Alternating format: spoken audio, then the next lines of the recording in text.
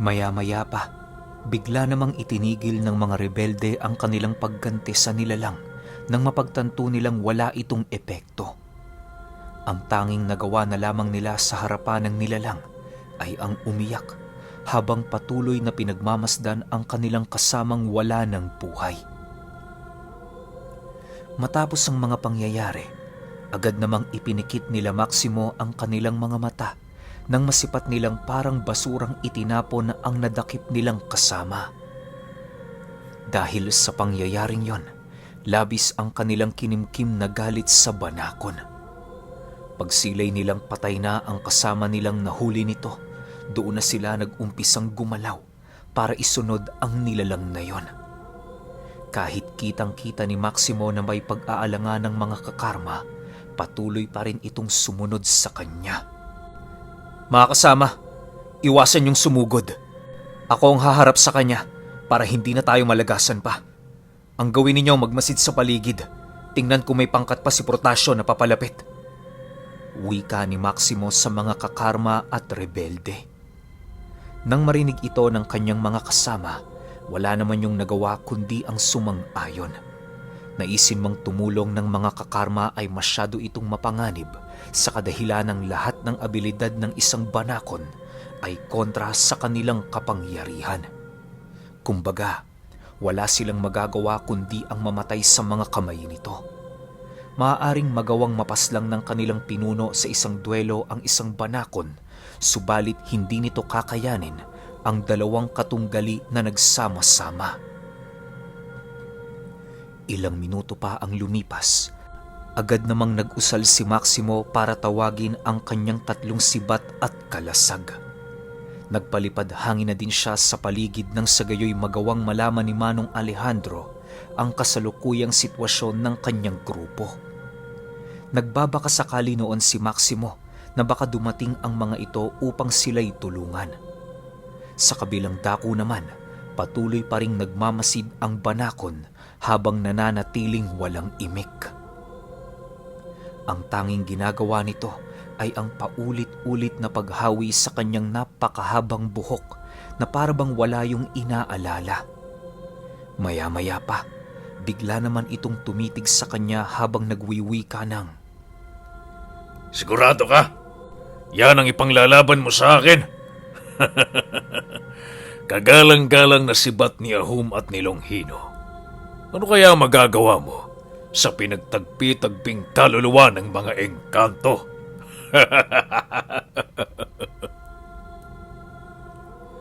Matapos nitong makapagsalita, doon na yon dahan-dahang tumahimik sa kadahilanang may kung anong bagay itong iniaabot sa kanyang gulugod.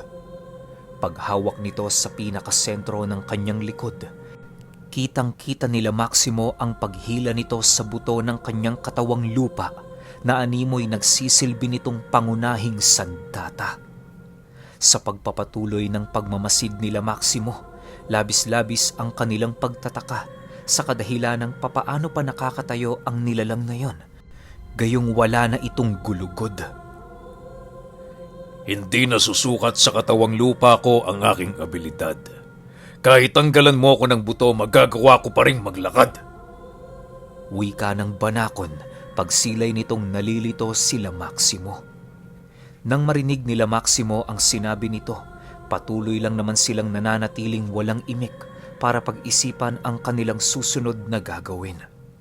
Ilang minuto pa ang lumipas, agad namang napaatras ang kanilang pangkat nang masipat nilang dumoble ang haba ng buto nitong ginawang latigo.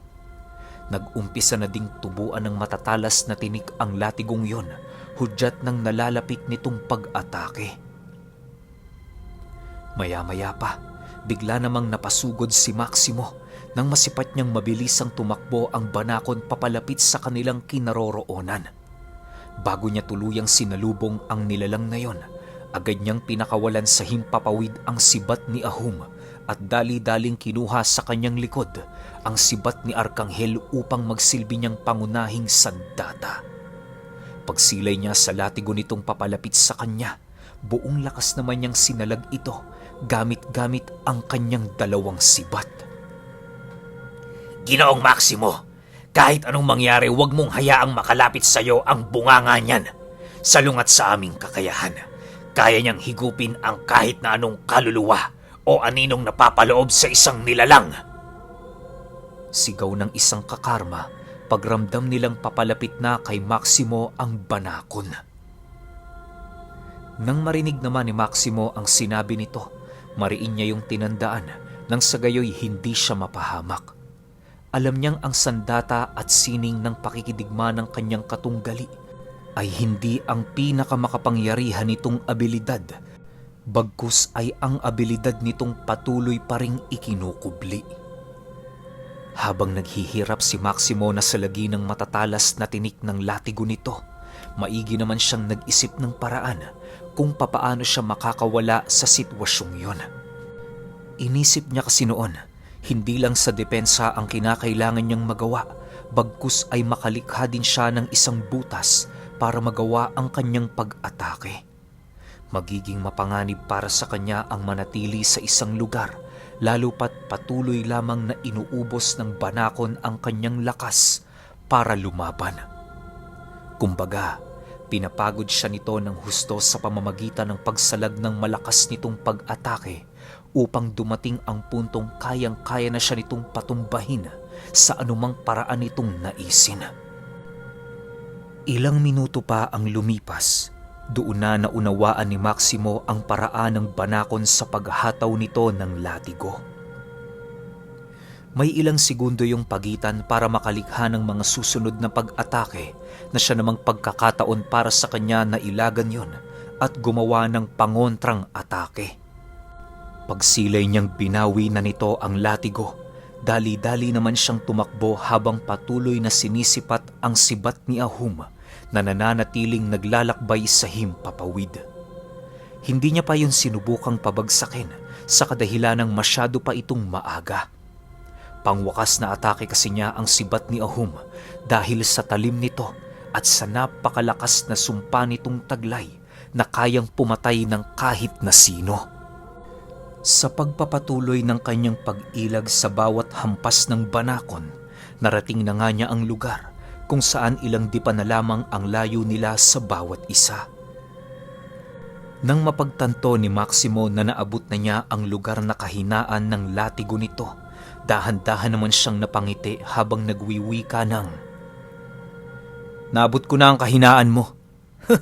Ano pa kaya ang magagawa mo? Pisikal na lakas? Kunat at kabal? Hindi ka mapoprotektahan sa akin yan, demonyo." Nang marinig ng banakon ang kanyang sinabi, bigla naman itong napatigil sa paghampas niya ng latigo. Muli niya itong tinagpi-tagpi hanggang sa makagawa siya ng isang mahabang sibat na siya namang labis na ikinagulat ni Maximo. Hindi lang sa latigong sukatan ng armas ko ang tingero. Hindi mo ba alam? Lahat ng naiisip mong sandata ay kaya kong gawin. Sagot ng nilalang matapos nitong maipakita sa kanya ang sibat na napakaraming talim. Dahil sa mga nasilaya noon ni Maximo, napilitan na siyang sugurin ang nilalang upang makipagpalitan ng atake dito. Sa pagsalag ng buto nitong sibat sa sibat ni Longhino, ramdam na ramdam niya ang pag-uumapaw ng presensya nito. Halos hindi niya hinahayaan noon na magtagal ang kanilang pagtutunggali sa lakas, gawa ng aminado siyang kaya siyang pabagsaki ng banakon. Pakiramdam ni Maximo noon, 5 beses na mas malakas ang nilalang sa kanya kahit nakahingi na siya ng gabay sa kanyang mga dasal. Sa puntong yon, doon niya napag-isip-isip na masyado pa siyang mahina para kaharapin ang mga ganoong uri ng nilalang. Ilang minuto pa ang lumipas, nananatiling tahimik ang pangkat ni Maximo. Alerto ang mga ito sa kadahilanang labis siyang nababahala sa biglaang pagdating ng pangkat ni Protasio. Ang iilan sa mga kakarma noon ay nakahanda ng hilahin si Maximo kung magkataon mang makita nila na nasa mapanganib na yon na sitwasyon. Sa pagpapatuloy ng pakikipaglaban ni Maximo, ni katiting na pinsala sa banakon hindi niya nagawa. Dahan-dahan na din niyang nasisipat ang pagbagsak sa himpapawid ng sibat ni Ahum indikasyon na unti-unti nang nawawala ng bisa ang kanyang dasal. Maya't maya na dinoon ang kanyang paghabol hininga dahil sa walang tigil na pag-atake ng nilalang. Maya-maya pa, tuluyan na ngang napaluhod si Maximus sa lupa dahil sa kawalan na niya ng lakas para lumaban. Pagsilay niya sa banakon, laking gulat na lamang niya nang masipat niyang hindi man lang yun napagod sa ilang minuto nilang paglalaban. Dahil sa kanyang mga nasilayan, doon na siya dahan-dahang kinabahan sa kadahilanang alam niya sa kanyang sarili kung ano ang magiging kahihinatnan ng kawalan niya ng lakas para makipagtunggali. Dahan-dahan na ding nag-iiba ang paningin niya sa banakon na parabang napakalayo ng agwat nito sa linya nila. Mahusay ang ginawa mo. Wala kang dapat ipagtaka. Normal lang na mangyari ang ganito, sapagkat kinalaban mo lang naman ang pinuno ng aming angkan. Wika ng banakon habang naglalakad yon papalapit sa kanya. Nang marinig niya ang sinabi nito, bigla namang nanlaki ang kanyang mga mata dahil sa pagramdam niya ng kakaibang presensya na nanggagaling sa banakon. Hindi lang sa salita nito pinatunayan ang kanyang pagiging pinuno, bagkus maging sa kakayahan nito pagdating sa pakikipaglaban. Sa paglapit ng nilalang sa kanyang kinaroroonan, buong lakas naman siya nitong hinawakan sa leeg at iniangat sa lupang kanyang kinauupuan. Dahil sa higpit ng pagkakahawak nito, tuluyan na ngang naglaho ang mga sibat na pangunahing sandata ni Maximo. Rumupok na dinoon ang kanyang kalasag, indikasyon na malapit na yung mabasag. Ilang minuto pa ang lumipas, dahan-dahan na nga siyang nawawala ng ulirat sa kadahilanang nararamdaman na niya ang paghigop sa kanyang kaluluwa ng banakon. Bago nito tuluyang umpisahang kunin ang kanyang pag-iral, nagbigay ito ng iilang babala sa mga kakarmang nananatiling walang ginagawa. Pakisabi sa maestro ng antingerong ito, pinatay ko na ang kanyang disipulo. Huwag niyo nang tangkaing siya ay iligtas kung ayaw niyong matulad sa kanyang kapalaran. Magsialis na kayo rito! Wika ng banakon habang hawak-hawak nito si Maximo. Nang marinig yon ng mga kakarma, wala na itong nagawa kundi ang umalis sa kanilang kinaroroonan. Nais man nilang ipaglaban noon si Maximo, alam nilang tututol ito dahil paniguradong ayaw sila nitong mapahamak.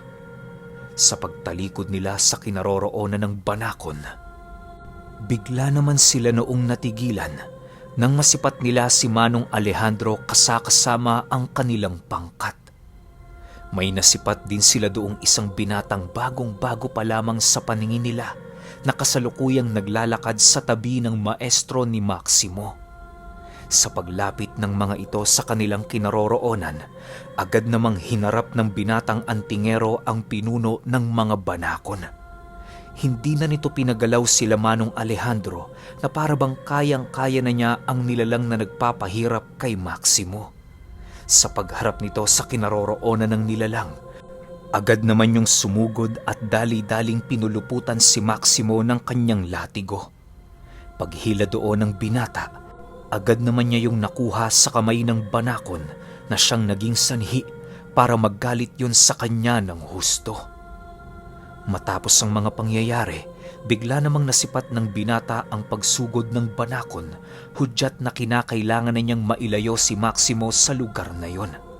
Pagbato niya sa katawan nito patungo sa lugar nila Manong Alejandro, dali-dali naman yung nag-usal na siyang naging sanhi upang maglaho siya sa paningin ng nilalang. Habang nananatiling ikinukubli ang binata ng kanyang sabulag, maigi namang inaamoy ng banakon ang buong paligid. Nang maramdaman itong nasa likuran niyang bahagi ang kanyang katunggali, buong lakas naman niya itong inundaya ng saksak gamit-gamit ang kanyang sibat. Matapos niya itong gawin, bigla naman siyang napangiti nang masipat niyang tumarak sa katawan ng binata ang talim ng kanyang sandata. Subalit ilang minuto pa ang lumipas, bigla naman siyang nagtaka nang bumungad sa kanyang mga mata na isa palang nuno sa punso ang inaakala niyang katawan ng binata. Sa paglingon ng banakon sa likurang bahagi niya, bumungad sa kanya ang antingero na merong tangan-tangang punyal. Nang akmang itatarak na yon ng binata, agad namang napakaripas ng takbo ang banakon dahil sa takot. Sa unang pagkakataon, nasipat ni Maximo ang pagbitaw nito sa kanyang sandata na siya namang labis niyang ipinagtaka. Kanina kasi noong naglalaban sila, parang wala sa isipan nito na iwan sa isang lugar ang butong nagdudugtong sa katawang lupang kanilang pinaninirahan. Dahil sa pangyayaring yon, napilitang kumalma ang binata sa pagsugod sa banakon. Wala kasi silang balak na kitilan yon ng buhay, bagkus ang nais lamang nilang mangyari ay takutin ito hanggang sa dumating ang puntong wala na yung lakas para makapagbigay ng tulong sa pangkat ni Protasio. Kung hindi ka tumakbo, patay ka na sana ngayon. Sabihin mo, demonyo, handa ka bang makipag-isa sa digmaang ito? Sinasabi ko sa'yo, magdadala lamang ang pag-anib mo kay Protasio ng pagkalipol ng angkan mo. Ayaw mo bang tumahimik na lang at mapayapang mamuhay sa mundong ito? Sabagay, ang mga katulad niyong demonyo, puro kasamaan ang nais gawin sa buhay. Wika ng binata. Matapos nitong makapagsalita, bigla naman silang natigilan noon nang masipat nila sa dulong parte ng lugar ang pangkat ni Protasio na dahan-dahang naglalakad. Minuto lang ang lumipas, tuluyan na yung nakaharap sa kanilang panig. Sa pagsilay ni Maximo sa dami ng mga kasama nito, inakala niya noong doon na mag-uumpisa ang digmaang pinaghandaan nila. Kahit sugatan at pagod na ang katawan ni Maximo, pinilit niya pa ring tumayo at magtawag ng kanyang kalasag at sandata. Sa pagpapatuloy ng kanilang pagmamasid sa pangkat ni Protasio, nananatili naman silang tahimik. Animoy ang magkabilang panig noon ay naghihintay ng mga kataga na manggagaling sa kahit sino man sa kanila. Maya-maya pa, doon na nagbigay ng boses ang binata ukol sa pinag-ugatan ng kanilang mga hidwaan. Protasio, dahil lang ba sa sandatang nais mong makuha kaya ka naglilikha ng kaguluhang ito? Kailan may hindi mo kayang panghawakan ng sandatang dinadala ko? Wala kang gabay at hindi ka hinirang para ikay magtangan. Sigaw ng binata. Matapos nitong makapagsalita, bigla nitong binunot sa lupa ang isang palakol at kasabay nito ang pag-anyong usok ng gamit na yon na kung saan dali-dali itong pumasok sa punyal ng antingero. Nang masipat yon nila Protasio, dahan-dahan naman silang napaatras sa kadahilan ng alam nila sa kanilang mga sarili ang panganib na maaaring idulot ng sandatang tangan ng kanilang kalaban. Maya-maya pa, matapang na sinagot naman ni Protasio ukol sa rason kung bakit niya nais mapanghawakan ang sandatang yon. Hindi lang ikaw may talentong gumamit niyan. Sa pamamagitan ng libreta ni Alejandro, magagawa ko itong tawagin at pasunodin sa anumang nais ko. Balita ko, 2 kayo ng ermitanyong gumagamit sa armas na yan. Ayos lang ba kung ako ang magiging pangatlo? Pilosopong sagot naman ni Protasio. Dahil sa sinabi nito, napilitan ng binatang sugurin ng kanyang hukbo ng walang pagdadalawang isip. Kisap mata lang noon ang pagitan nang bigla siya nitong malapitan at kasabay nito ang pag-akma ng binata na ibabaon sa kanyang katawan ang punyal nitong pinalooban ng mahiwagang sandata. Dahil sa pangyayaring yon, wala namang nagawa ang pangkat ni Protasio para tumulong. Alam nilang kapag nagkamali sila ng galaw noong mga oras na yon, maaaring buhay ng kanilang pinuno ang magiging kabayaran. Ilang minuto pa ang lumipas, bigla namang tinulak ng binata si Protasio at kasabay nito ang buong lakas niyang pagtadyak sa dibdib nito. Sa sobrang lakas ng pagkasipa noon ng antingero, halos kitang-kita nila Maximo ang pagsuka ng dugo ni Protasio habang patuloy na inaalalayan ng kanyang mga kasama. Dahil sa pangyayaring yon, napilitang umatras ang mga nilalang ng walang pag-aalinlangan. Pinili ng mga itong huwag umimik habang lumalayo sa takot na baka sila ang isunod ng antingero. Sa paglaho ng mga ito sa kanilang paningin, agad namang bumalik ang binata sa kinaroroonan nila Manong Alejandro ng nakangiti. Pagharap nito sa kanila, agad namang nagbigay ng pasasalamat ang maestro ni Maximo para sa ginawa nitong pagligtas sa kanyang disipulo. Maraming salamat, Ben. Pasensya ka na, nadamay pa kita sa sitwasyong ito. Akala ko kasi sa pamamagitan mo matatauhan si Protasio.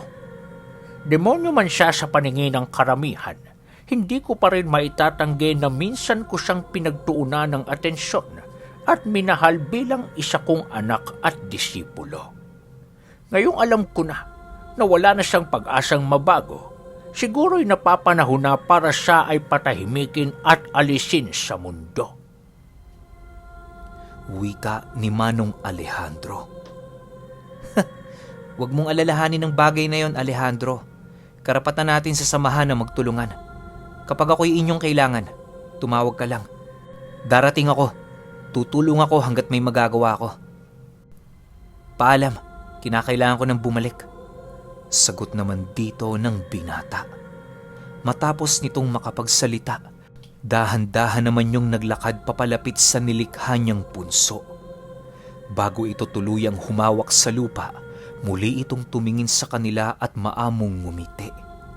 Maya-maya pa, bigla din namang naglaho ang binata matapos nitong mahawakan ang lupa ng punso.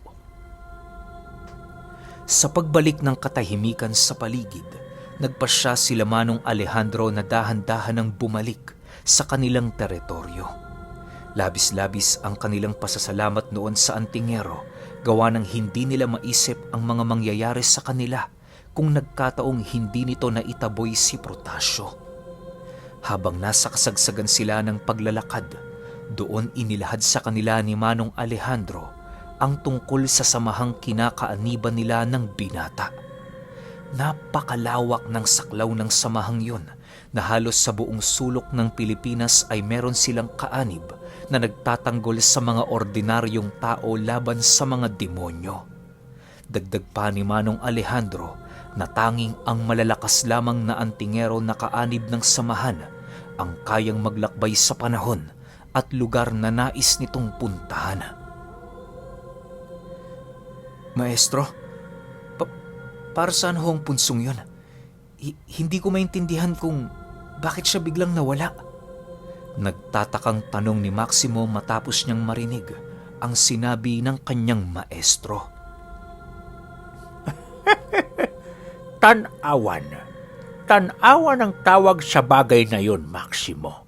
Isang lagusan na nagdudugtong sa kahit saang lugar ng mundo. Ginagamit din ito sa pagpasok sa mundo ng mga engkanto. Depende na lang sa naiisip na puntahan ng may alam sa aral. Maging ako man, aminadong hindi kayang maglikha ng tanawan. Sinasabing 7 taon ang kailangan mong ibuhos sa pagsasanay para makalikha ng sarili mong lagusan. Sagot naman ni Manong Alejandro. Dagdag pa nito, hindi na niya pinangahasan pang pag-aralan ng lagusan sa kadahilan ng hindi siya mahilig maglakbay sa iba't ibang panig ng Pilipinas. Bagaman may mga usal sa kanyang libreta ukol sa ganoong abilidad, nararamdaman ni Manong Alejandro na hindi para sa kanya ang ganoong uri ng linya. Sa pagpapatuloy ng kanilang pag-uusap, doon na pag-alaman ni Maximo ang karagdagang impormasyon ukol sa binatang antingero. Ayon kay Manong Alejandro, na bagaman binata ang katawang lupa ng antingerong yon, matanda na ito kung susumahin. Hindi niya mawari kung paano yon nagawa ng kanyang kaibigan Subalit may mga haka-hakang kumakalat sa kanilang samahan ukol sa pagtataglay ng binata ng kakayahang panatilihin ang kanyang katawan sa estado ng pagiging binata. Dagdag pa ni Manong Alejandro na ang ganoong estado ay napakaraming lamang pagdating sa pakikipaglaban. Bukod kasi sa mapapanatili mo ang lakas ng iyong katawang lupa, magagawa mo rin yung madagdagan depende sa pagsasanay na iyong gagawin sa pangkasalukuyan. Sa pagpapatuloy ng kwento, magaganap na ang pagpaparamdam ng mga ruha sa kanilang grupo. Okay, wait lang. Nabanggit yung pangalan pero karampot lang eh. Parang sinabi lang Ben, tapos tanawan. Hindi na ako magsasalita kung sino yung tinutukoy na binatang antingero. Siguro naman, malinaw na sa ating lahat kung sino man yun. Pero ang pinaka nakaka-excite sa episode na to, yung nalalapit na pagpaparamdam ng mga ruha. Alam naman natin pare-parehas kung gaano kalakas tong angka na to, di ba? So sunod na kagad natin yung 22 para hindi na kayo mabitin. Yun lang. Salamat.